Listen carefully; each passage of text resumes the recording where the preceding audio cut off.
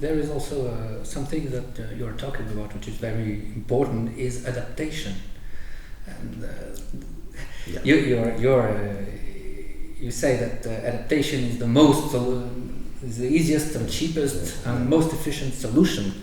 But maybe still adaptation is regarded as the way to do nothing, because we always adapted in history. Yeah. But how can we put people on board on this idea, even policymakers? So the most important is not to dance to stop the rain, but instead to take take an umbrella. I don't think you have to discourage adaptation, okay? Because it's what society does anyway.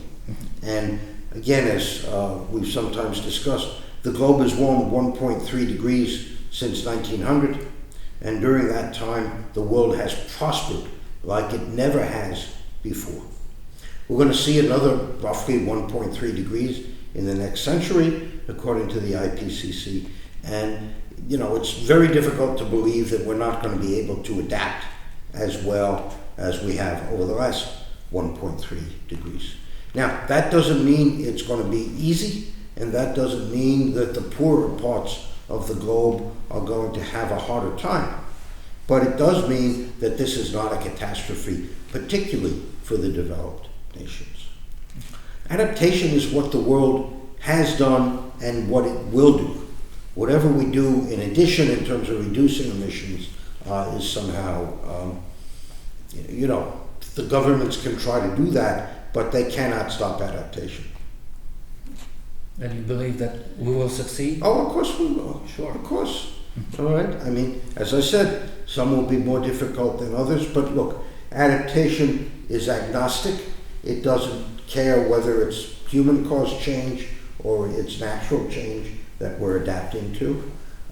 It is politically local in that you're paying for something that has a direct local impact, as opposed to trying to mitigate some threat that's 2 generations away and halfway around the globe.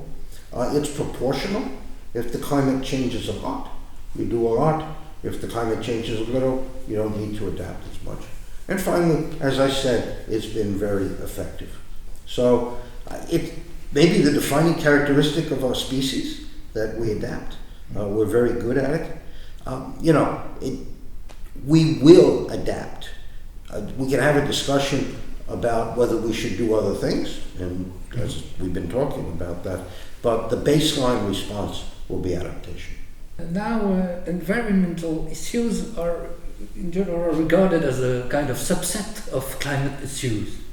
And of course, in principle, that should be the opposite. Yes. And so today, when we're thinking about environment, we just talk about climate. That's unfortunate. So I saw that you did environmental sciences, and what are the things to be done for the environment, regardless of climate? Certainly, air pollution is something that everybody can feel, see, and there are technologies that have greatly cleaned up emissions. They're not there already, but we can do more. I lived in Los Angeles for 30 years, and I saw the air get better and better over those 30 years. Certainly not perfect, but even as the population of Los Angeles doubled, the air got cleaner.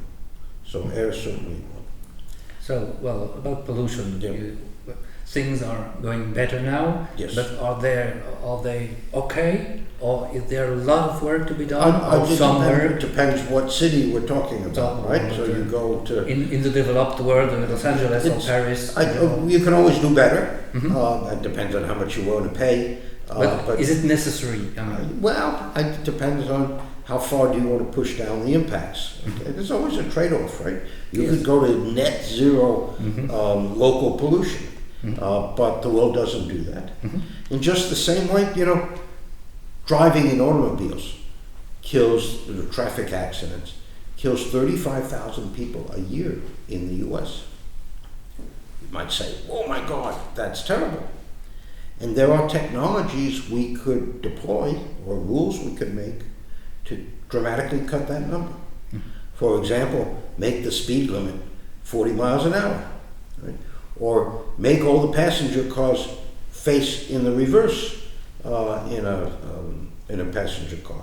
We don't do that, both because it might be too expensive, it might be too inconvenient, and so on. So there's always a balance between how far do you want to cut the bad effects and what are you willing to tolerate in order to do that. Okay, so as regard pollution, do you think that the situation in which we are, again in the developed world, because in the developing world pollution is I'd like to worse, see, but do you think that things are okay? Well, it's again, in the developed world, it's kind of reached the limit of what people are willing to tolerate. Not true in the developing world, of course. Another is plastics, of course, right? Plastic pollution, recycling of the materials that we use. And I don't have much to say about that because I don't know too much about it. But it's certainly an aspect of our environment that could be cleaned up. E-waste is another one. The electronics discarded in the developed world finding their way into the developing world, and they're just piling up.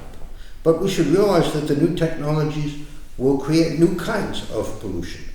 So critical minerals, rare earths, nickel, cobalt, copper, are an important part of new energy technologies. And they're going to have to be mined at much greater quantities and much more rapidly than we do that today if the energy transition is going to go forward. Now, mining of those produces all kinds of bad effects. And so, we'd be trading CO2 pollution for local pollution. And is the world willing to make those trade-offs? I don't know. One of my colleagues once told me something that sticks in my head.